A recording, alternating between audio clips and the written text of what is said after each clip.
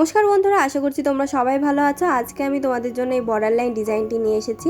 তো এখানে আমি প্রথমে পাতার ডিজাইনটি দেখাবো, পরে ফুলের ডিজাইনটি কিভাবে তৈরি করেছি সেটি দেখাবো। তো পাতার ডিজাইনটি তৈরি করার জন্য দেখো ফুলের যে পাপড়িগুলো আছে তার দেখো এখানে যে তিনটে ক্রস স্টিচের তিনটে লাইন আছে, তার 2 নম্বর লাইনের সাইডে আমি প্রথমে একটি ক্রস স্টিচ তৈরি করে নিচ্ছি। তো একটি ক্রস স্টিচ তৈরি হয়ে গেল। এবার আমি দ্বিতীয় ক্রস স্টিচটি তৈরি করব কৌণিক বরাবর। তো দেখো দুটো ঘর করে আমি কিন্তু ক্রস স্টিচ তৈরি করছি। তোমরা অনেকেই জিজ্ঞাসা করো যে দিদি আমি ক্রস স্টিচ কীভাবে তৈরি করব। তো এই ক্রস স্টিচ তৈরি করার জন্য দেখো আমি প্রথমে ওপরের দিকে দুটো ঘর গেলাম, দুটো ঘর গিয়ে নিচের দিকে দেখো সাইডের দিকে দুটো ঘর গেলাম, গিয়ে প্রথমে একটি ক্রসের একটি সাইড কমপ্লিট করলাম। এবার আমি অপর সাইডে আরেকটি ফোর্থ তুলে দিলাম, ব্যাস ক্রস স্টিচ কিন্তু কমপ্লিট হয়ে গেল। তো এবার দেখো তিনটে ক্রস স্টিচ কৌণিক বরাবর আসার পরে কিন্তু আমি ভেতরের দিকে লেভেল সমান রেখে দুটো ক্রস স্টিচ তৈরি করছি। তো দুটো ক্রস স্টিচ তৈরি করার জন্য আমি প্রথমে এক সাইডের 4 কিন্তু কমপ্লিট করছি, পরে অপর সাইডের 4 কমপ্লিট করছি। কারণ তোমরা যখন একটি সাইডের 4 কমপ্লিট করে অপর সাইডের 4 পরে কমপ্লিট করবে, মানে যখন সাইডের দিকে তোমরা সেলাই করবে পাশাপাশি, সেক্ষেত্রে কিন্তু ক্রস স্টিচগুলো দেখতে সুন্দর লাগবে আর ক্রস স্টিচের মধ্যে কোনো গ্যাপ কিন্তু তৈরি হবে না। তো এই জন্যই কিন্তু আমি দেখো প্রথমে একটি ক্রস স্টিচের যেই একটি সাইড থাকে, ক্রসের যে একটি কৌণিক বরাবর যেই 4টা হয় সেই 4টার কিন্তু দুটো 4 আমি পাশাপাশি তুলে নিয়েছি। পরে কিন্তু আমি বিপরীত সাইডের দিকে দুটো 4 তুলছি। এতে করে কিন্তু ক্রস স্টিচগুলো দেখো কোনো গ্যাপ তৈরি হচ্ছে না, দেখতে কিন্তু সুন্দর লাগছে। তো এই তিনটে ক্রস স্টিচের পরে দুটো ক্রস স্টিচের দুটো লাইন তৈরি হয়েছে। এবার সেমভাবে আমি তিনটে লাইন মানে 3 নম্বর লাইনটি আমি তৈরি করব। দেখো 3 নম্বর লাইনের জন্য কিন্তু সেমভাবে আমি ক্রস স্টিচটি তৈরি করছি। আর তোমাদের মধ্যে অনেককেই দেখেছি যে তোমরা যখন আমাকে ছবি পাঠাও সেলাই করে, আসন সেলাই করে যখন ছবি পাঠাও, আমি অনেকেই দেখেছি যে তোমাদের ক্রস স্টিচগুলো অনেক টেনে টেনে তৈরি করো, যার জন্য কিন্তু আসনের মাঝখানে কিছু কিছু অংশ ফাঁকা থেকে যায়। তো সেটা তোমরা করবে না, একটু লুজ করে সেলাই করবে, তাহলে ভালো দেখাবে। তো দেখো এই যে তিনটে ক্রস স্টিচের তিনটে লাইন, এবার একটি ক্রস স্টিচ তুলেছি, এবার কৌণিক বরাবর দুটো ক্রস স্টিচ হবে। আমি কিন্তু প্রথম দিকে যেভাবে সেলাই করা স্টার্ট করেছিলাম সেভাবেই কিন্তু আমি লাস্টে সেলাই করছি, যার জন্য দেখো কৌণিক বরাবর দুটো ক্রস স্টিচ চলে এসেছি। তো এই সেম ডিজাইনটা কিন্তু অপর সাইডে তৈরি হবে, এই সাইডে কিন্তু সেমভাবে আমি সেলাই করে নেব।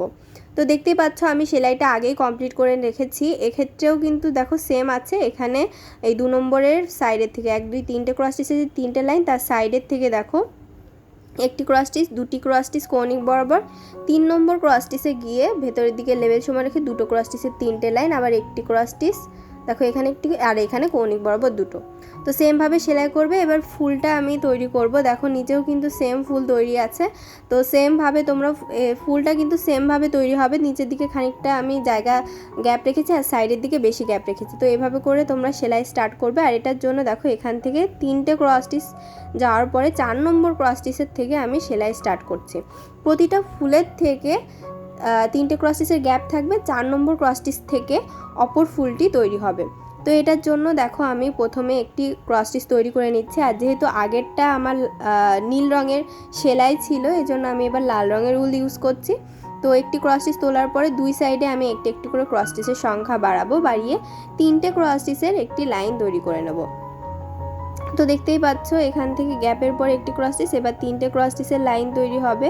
তো 3টে ক্রস স্টিচের আমি 4 তৈরি করে নিলাম। আমি তোমাদেরকে আগেও বলেছি একবার যে একটি করে সাইড কমপ্লিট করবে, তাহলে ক্রস স্টিচগুলো দেখতে সুন্দর লাগবে।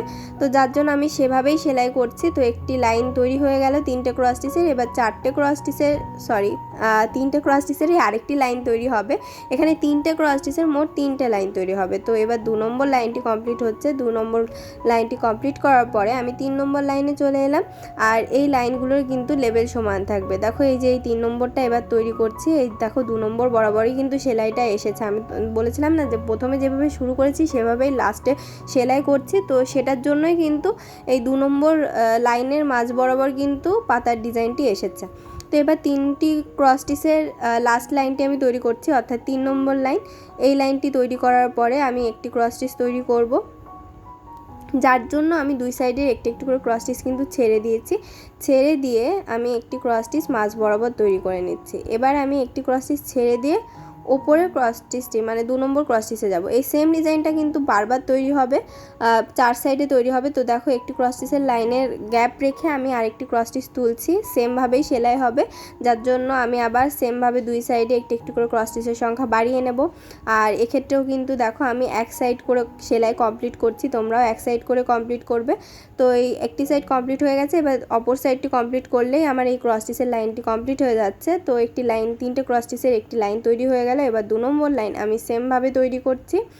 আর তোমরা অবশ্যই মনে রাখবে প্রতিটি ক্রস স্টিচ কিন্তু 2টো করে ঘর নিয়ে তৈরি করা হচ্ছে, ওপরে 2টো সাইডে 2টো এভাবে করে। তো এই 2 নম্বর লাইনটিও কমপ্লিট হয়ে গেলে এবার 3 নম্বর লাইনটি কমপ্লিট করতে হবে। 3 নম্বর লাইনের জন্য সেমভাবে আমি সেলাই করে নিচ্ছি। আর তোমরা যারা একটি কালার দিয়ে ফুল তৈরি করতে চাও তারা সেটাও করতে পারো, একটি কালার দিয়ে পুরোটা বর্ডার লাইন ডিজাইন করতে পারো। আমি এখানে 2টো কালার ইউজ করেছি, তোমরা এখানে একটি কালার দিয়েও কিন্তু সেলাই করতে পারো। তো দেখো 3টে ক্রস স্টিচের 3টে লাইন কমপ্লিট হলো।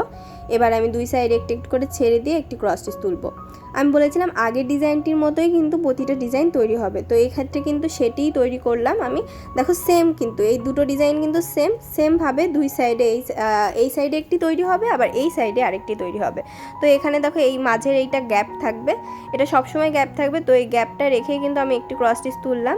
এবার 2 সাইডে একটু একটু করে ক্রস স্টিচের সংখ্যা বাড়িয়ে আমি 3টে ক্রস স্টিচের লাইন তৈরি করব আগের ডিজাইনটির মতো করেই।